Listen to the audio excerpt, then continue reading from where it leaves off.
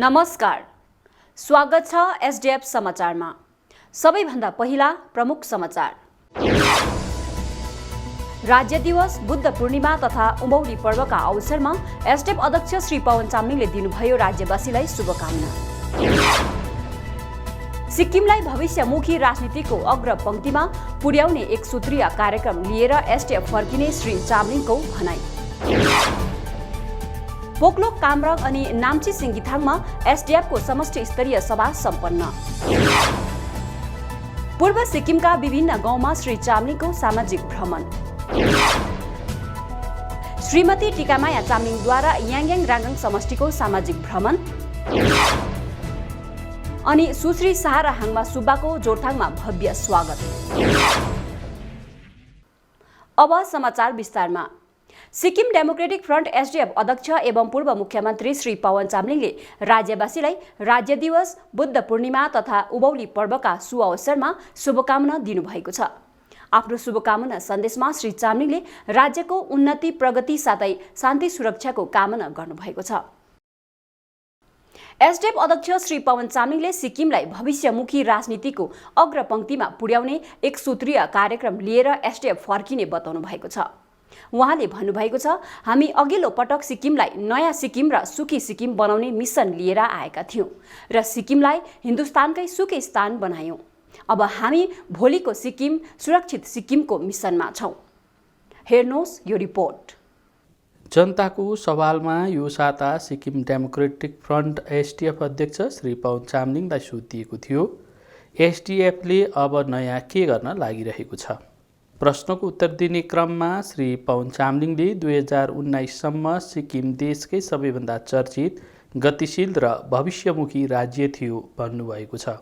उहाँले भन्नुभएको छ, हाम्रो हरित अर्थतन्त्र, अर्ग्यानिक मिसन, पर्यामैत्री कार्यक्रम अनि स्वच्छन्दता सम्बन्धी पहल र प्रयासहरूको चर्चा विश्व स्तरमा भइरहेका थिए र राष्ट्रले पनि हाम्रा यी कार्यक्रमहरूलाई अङ्गीकार गरिरहेको थियो।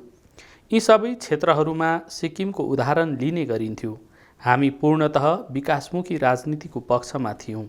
हामीले समान पहिचान, समान पुनर्वितरण र सबैलाई समान आरक्षण प्रदान गर्ने विचारलाई व्यावहारिक बनाउने राजनीतिक सम्भव छ भन्ने प्रमाण विश्वलाई दियौँ। हामीले सिक्किम र सिक्किमेहरूको पूर्ण सुरक्षा, उन्नति, शान्ति र मर्यादाको राजनीति गर्यौँ। हामीले जनतालाई खुसी र सुखी बनाउने राजनीति गर्यौँ। सिक्किमलाई अर्ग्यानिक राज्य बनाउने देशकै सबैभन्दा भविष्य लक्षित कार्यक्रम हामीले सफल बनाउन सक्यौँ। उहाँले भन्नुभयो, यसरी हामीले सिक्किमलाई वैश्विक मञ्चसम्म पुर्यायौँ। रोमदेखि जर्मनी र लस एन्जलससम्म सिक्किमको कुरा खोजी खोजी सुनिन्थ्यो। भारतका राष्ट्रपतिहरू डाक्टर एपीजे अब्दुल कलाम, श्री प्रणब मुखर्जीदेखि लिएर स्वर्गीय अटल बिहारी वाजपेयी, स्वर्गीय नरसिम्हा राव तथा श्री नरेन्द्र मोदी आदि सबै प्रधानमन्त्रीहरूले एसडिएफ सरकारको सुशासन, नेतृत्व क्षमता र सकारात्मक राजनीतिको खुलेर प्रशंसा गरे। उहाँले अझ भन्नुभयो, नोबेल पुरस्कार विजेता Amartya Sen, Vandana Shiva, Sunita Narayan, Lisa Grande, supreme कोर्टका पूर्व मुख्य न्यायाधीश A M Ahmadi, K R Narayanan, L K Advani अनि अन्य धेरैले हाम्रो सुशासनको प्रशंसा गरेका छन्। एक समय थियो जतिखेर सारा विश्वले सिक्किमलाई बडो उत्सुकताले हेर्ने गर्थ्यो र सिक्किमलाई फ्युचर पोलिसी गोल्ड एवार्डसम्म पनि प्रदान गरियो। तर आज सिलगढीका केही व्यापारी र वर्तमान मुख्यमन्त्रीका निकट मन्त्रीहरूले मात्र सिक्किमलाई बडो उत्सुकताले हेर्न थालेका छन्। केवल 3 वर्षको अवधिमा सिक्किम शून्यमा आइपुगेको छ। राज्यका विपक्षी नेता श्री चामलिङले भन्नुभयो, अब फेरि सिक्किमलाई भविष्यमुखी राजनीतिको अग्रपंक्तिमा पुर्याउने एक सूत्रीय कार्यक्रम लिएर एसडिएफ फर्किँदैछ। हामी अघिल्लो पटक सिक्किमलाई नयाँ सिक्किम र सुखी सिक्किम बनाउने मिसन लिएर आएका थियौँ र सिक्किमलाई हिन्दुस्तानकै सुखी स्थान बनायौँ। अब हामी भोलिको सिक्किम, सुरक्षित सिक्किमको मिसनमा छौँ। सिक्किमले हाम्रो कार्यकालमा गरिबी उन्मूलन, पूर्वाधार निर्माण, सामाजिक अभियान्त्रिकी, स्वच्छ ऊर्जा उत्पादन, पार्वतीय उद्योगिकीकरण, सांस्कृतिक जागरण, महिला सशक्तिकरण, अर्ग्यानिक फार्मिङ, पर्यावरण र प्रकृति संरक्षणका क्षेत्रहरूमा बढेमानका फड्काहरू मारेको छ। एसटिएफ अध्यक्ष श्री चामलिङले भन्नुभयो 2024 पछि सिक्किमले फेरि अर्को चरणको क्रान्ति देख्नेछ, जहाँ सिक्किमका यी सबै सफलता र उपलब्धिहरूलाई नयाँ स्वरूपमा ढालेर राज्यलाई भविष्य मैत्री बनाइनेछ। अतः अबको हाम्रो राजनीति भविष्य मैत्री राजनीति हुनेछ। एसटिएफ नेता श्री चामलिङले भन्नुभएको छ, तथापि मलाई यो कुरो भन्ने इच्छा छैन, तर बाध्यता कि 2019देखि 22 को अवधि मेरो लागि अत्यन्त उद्वेगलाग्दो र उद्वेगपूर्ण अवधि रह्यो। जतिखेर एलन मस्क मानव बस्तीलाई मङ्गल ग्रहमा सार्न लागिरहेका छन्, जतिखेर युएईले भविष्यको सङ्ग्रहालय उद्घाटन गरिरहेको छ, त्यतिखेर सिक्किम सरकार चामलिङलाई शेष गर्ने एक सूत्री कार्यक्रम लिएर अघि बढिरहेको छ। उहाँले भन्नुभयो, जतिखेर दुनियाँ मङ्गल ग्रहमा रकेट अवतरण गर्ने योजनामा लागिरहेको छ, पीएस गोलेले नेतृत्व गरेको सिक्किम पूर्व मुख्यमन्त्री वा सरकारलाई प्रश्न गर्ने अन्य सिक्किमे नागरिकहरूलाई ढुङ्गा हान्ने काम गरिरहेको छ। 21औं शताब्दीको सरकारको यो कस्तो कार्यक्रम? आज सरकारी धन र संयन्त्रको दुरुपयोग गरी म र मेरा समर्थकहरूमाथि ढुङ्गा हान्न भाडामा मान्छे लगाइँदैछ। एकमुठी मान्छेहरूलाई भाडा तिरेर मलाई गाली गर्न लगाइँदैछ अनि गाली गर्नेको लागि राज्यभरि एसकेएम पार्टीका भातृ सङ्गठनहरूको मिटिङ आयोजन गरिँदैछ। श्री चामलिङले भन्नुभयो, आज सिक्किमलाई नयाँ दिशा चाहिएको छ। सिक्किमलाई पछिल्तिर होइन अघिल्तिर लैजाने दृष्टि र शक्ति चाहिएको छ। तपाईहरूलाई म आश्वस्त गर्न चाहन्छु भन्दै उहाँले भन्नुभयो, एसकेएमले पूर्व सरकार र पवन चामलिङको रट लगाएर आफ्नो अमूल्य 5 वर्ष शेष गर्नेछ। तब एसटिएफ पार्टी सिक्किमको सुन्दर र सुरक्षित भविष्यको निम्ति हरेक क्षण सदुपयोग गर्ने प्रण र प्रतिबद्धतासहित अघि आउनेछ। उहाँले आश्वस्त गर्दै भन्नुभएको छ, सिक्किममा अहिले पीएस गोलेको अगुवाईमा चलिरहेको विशाल सिक्किम बिक्री मेलाको सम्पूर्ण हिसाब हामी लिनेछौँ। उनीहरूले बेचेको सिक्किमको एक इन्च जमिनको हिसाब हामी गर्नेछौँ।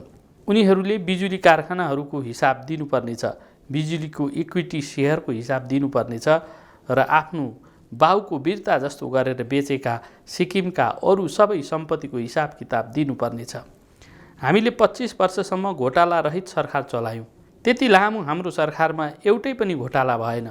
सिक्किममा अहिले बताइएको 1.71 लाख करोडको एमसीएक्स घोटालाको घटना सुनेर म साह्रै चिन्तित र दुखित छु। मुख्यमन्त्री पीएस गोलेले यो घटनाको जाँचको आदेश इन्फोर्समेन्ट डाइरेक्टोरेटलाई सुम्पिएको छु भनेर झुटो बयान दिएका छन्। उहाँले भन्नुभयो, हामीले यो सिक्किम कदापि चाहेका थिएनौँ जो यो सरकारले बनाएको छ। हामी यो स्थितिलाई यस्तै रहन दिने छैनौँ। एसटिएफले सिक्किमको गौरव र गरिमालाई फर्काइ ल्याउनेछ अनि सिक्किमको सम्मानलाई उच्चताको अर्को स्तरमा लैजानेछ। गत 13 अप्रेलको दिन पोकलोक कामराङ क्षेत्रमा एसटिएफ पार्टीको क्षेत्र स्तरीय सभा सीएलसी अध्यक्ष श्री आकाश राईको अध्यक्षतामा सम्पन्न भयो। सभामा क्षेत्रका सबै समितिका सदस्यहरू, युवा अनि चेली मोर्चा लगायत क्षेत्रका प्रभारी श्री विमल राईको विशेष उपस्थिति रहेको थियो। यस सभामा पार्टीको भावी कार्यक्रमहरूबारे व्यापक रूपमा बहस गरी क्षेत्रका सबै गाउँहरूको भ्रमण गर्ने निर्णय सभाले गरेको छ।